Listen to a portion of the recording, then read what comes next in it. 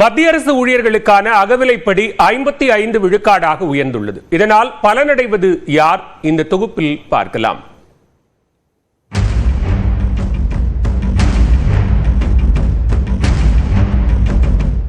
அரசு ஊழியர்கள் மற்றும் ஓய்வூதியம் பெறுவோர் எதிர்கொள்ளும் பணவீக்கத்தின் தாக்கத்தை ஈடு செய்ய அகவிலைப்படி மற்றும் அகவிலை நிவாரணம் ஆகியவை அவ்வப்போது திருத்தப்படுகின்றன.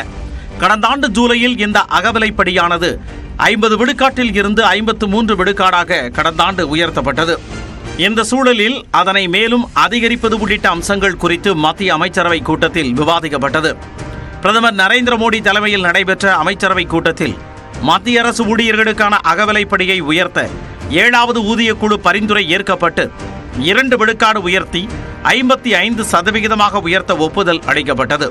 இதன் மூலம் 48,66,000 மத்திய அரசு ஊழியர்களும் 66,55,000 ஓய்வூதியதாரர்களும் பயன்பெறுவர். அகவிலைப்படி உயர்வு மூலம் அரசுக்கு ஆண்டுக்கு 6,614 கோடி ரூபாய் கூடுதல் செலவாகும் என்று கூறப்படுகிறது. அகவிலைப்படியானது ஆண்டுக்கு 2 முறை உயர்த்தப்படுகிறது.